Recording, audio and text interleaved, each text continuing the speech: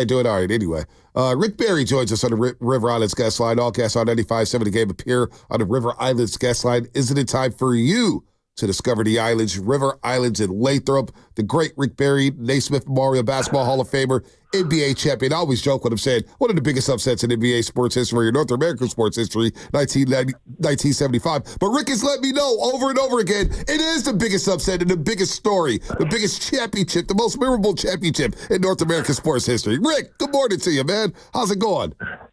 Well, if it's any better, I'd be back in the NBA. I make a comeback. Trying to make some of that new NBA money. How's pickleball going? Pickleball is going great. I set a goal for myself to play singles this year and try to win the Triple Crown in the 4 major events, and I've won it in 2 of them, the U.S. Open and the World Seniors. I've got the USA Pickleball Nationals starting this Sunday, and then next month I got the U.S. Seniors. So if I can pull that all off, that would be pretty cool. And you got Chris Mullen involved in pickleball, I see. Well, I've talked to Chris about it. He said his wife was fanatical about it, yes. And he's gotten into it, and so that's cool. I keep talking to all the athletes and all my friends. I say, you got to get into this. This is really a really fun sport. It's the fastest growing sport in America, Rick. All right, let's talk some basketball here. The Warriors starting off 6-1. Look, you could be a cynic and say, well, they haven't really beaten anybody. But 4 matters to me, Rick, and they're taking care of their basketball. They're taking great shots. They're defending as a team. They're number 1 in deflections in the half court. They're number 1 when it comes to loose ball recoveries. They're number 2 in steals. Do you like this team right now? Do you think this thing is coming together quicker than we all think? Well, yeah, for sure. But it's always nice to get off to a good start. We got off to a good start the year we won the championship. But there's nothing like wins to help build your confidence and feel good about what you're doing. And that just builds from there. And, they've had some people step up. I mean, obviously the biggest one is Buddy. I mean, when they first got him, I said, wow, if he finally develops into what everybody expected him to be when he got drafted out of college, this could be a real great plus for them, a great replacement for Clay, and it's proven to be the case. He had an exceptional run there, and hopefully he can continue to play at that high level, and hopefully Steph will not get himself hurt anymore. Always hate it when I see him doing something with his ankles, but yeah, no, they're a dangerous team because of the way that they play, and you brought up some very important elements. Deflections, playing together, moving the ball, all that stuff is all hustle plays, smart plays, the kind of thing that you need to do on a consistent basis because it's the one part of the game that can be a constant. Your defense can be a constant for you. It helps keep you in games when the offense is struggling, and you can wind up getting some victories because your defense keeps you around, and then if you just get hot in a certain part of the game offensively, you can pull out a victory. So that's what you have to do. Otherwise, it's the roller coaster ride. It's up and down offensively, and I'm happy to see what they're doing. So, yeah, it's a great start to the season, and we'll see where it goes from here. Rick, I feel obligated every time we have you on to say you're my dad's favorite player of all time, and I grew up listening to you. I love hearing you talk basketball, and you're bringing up Buddy Hield, and you're talking about the fit and all that. I mean, as somebody who played, coached, lived, eat, breathed the game for as long as you have, how we've been talking a lot about fit and how it matters, like culture fit, the players you play alongside. Like, this feels like a perfect situation for Buddy Hield, doesn't it? Well, most anybody that comes who has a good understanding of the game. I said this about KD when he came here. I said, KD is going to become a much better basketball player playing for the Warriors because of the style that they play. They play the game the way it was designed to be played. Pass, move, cut, 4, 5, 6, 7 passes at times. The only time they got in trouble with KD was when they relied on him because he's such a great player that they stopped doing that. And, hey, if he was on, it could work. But if he's having an off game and you're playing that way, it's going to be a problem for you. And so this fits perfectly into somebody. If you're smart, you know how to move without the basketball, you learn how to back cut, you learn how to do the things that Steve and the staff want you to do, you're going to create all kinds of great opportunities for everyone, not just yourself, and that's what's happening. And so, yeah, it's cool to see because you call me a purist if you want, but to me, a purist is someone who understands the game and wants to see the game play the way it was designed to be played. Now, certainly there are going to be changes and things that happen over time, just like in this game today. you can overdo something, right? Like too much of anything is not very good. That's what they say, the old cliche. Well, it's the same thing. Too many 3-point shots is not necessarily good. You still have to have a well-rounded game. You have the mid-range game. You got to get the back cuts and the easy baskets. You got to play defense and get transition, easy baskets on the other end of the floor. All of that's a part of the game. And when it's played that way, it's beautiful to behold. What's your assessment of Jonathan Kuminga thus far this season? Well, he's the guy that has to take a major step forward. I saw him when he first came into the league, and I said, you know what I liked about him? I saw that he has pretty good court vision. He actually was passing the ball and getting the ball to some open people.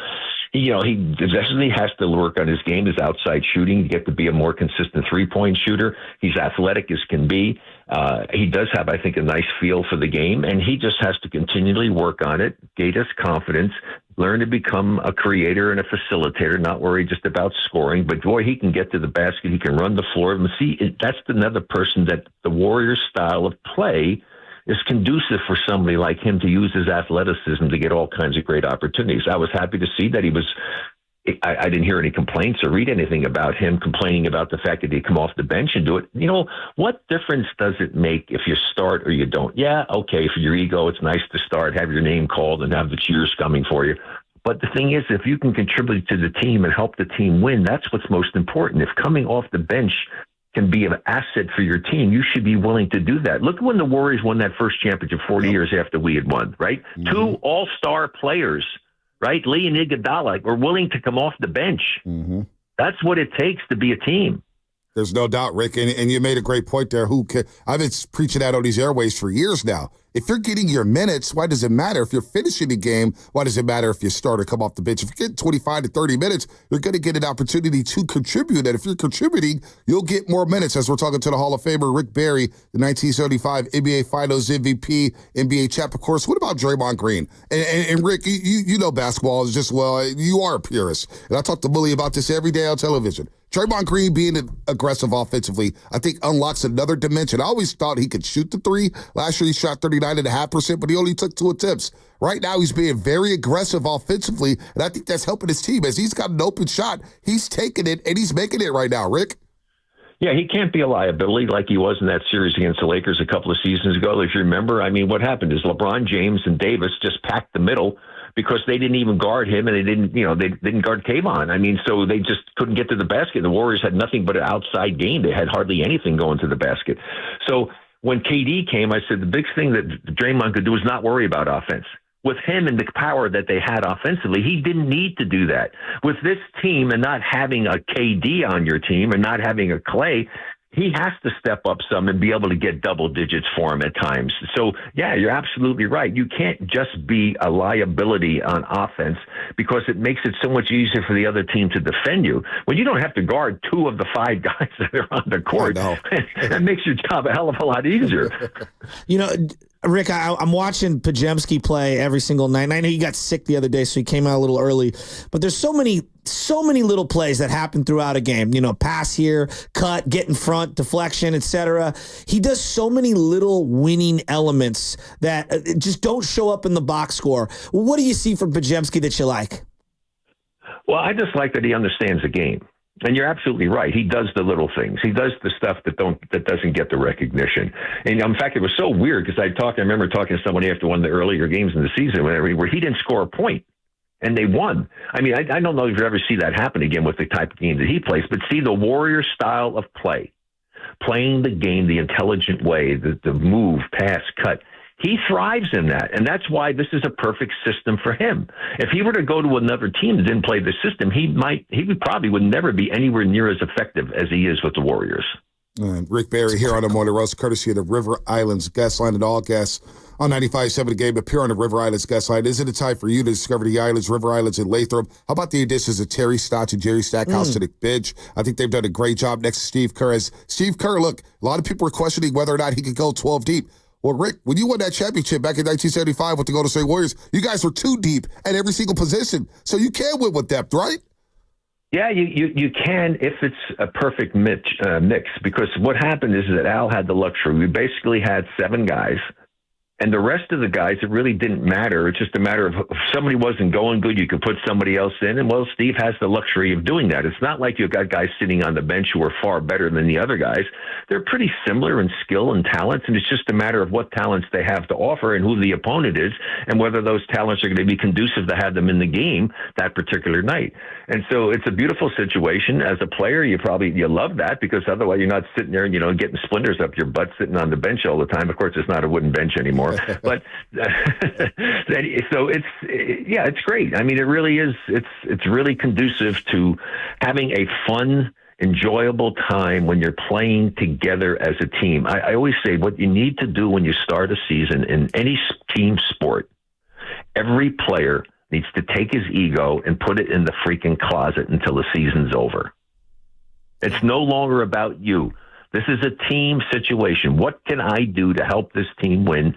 Accept the role given to you by the coach. Go out and perform it to the highest ability you possibly can, giving your best effort every night, especially on the defensive end of the court. And then you have a chance to have a successful and enjoyable season. I completely agree. Now that kind of brings me into this Jason Tatum, Steve Kerr thing with the Olympics, because I remember 20 years ago, I called you on your radio show, and you and I were in agreement, like Stephon Marbury should not be the point guard of the USA team. It was horrible. He's a horrible point guard for the team that they had built at the time. And I'm looking at the USA team, and someone's got to sit. And I kind of defended Steve Kerr that, like, Tatum's a great player, but Derek White was more important for that team given how they were wanting to play. So it made sense why Tatum was kind of the odd man out. What's your assessment of Celtics fans losing their mind on Steve Kerr because Tatum didn't play a lot in the Olympics? Well, you gave the answer. They're Celtic fans. What the hell? I mean, of course they're going to be rooting for their player, and they want their player to play.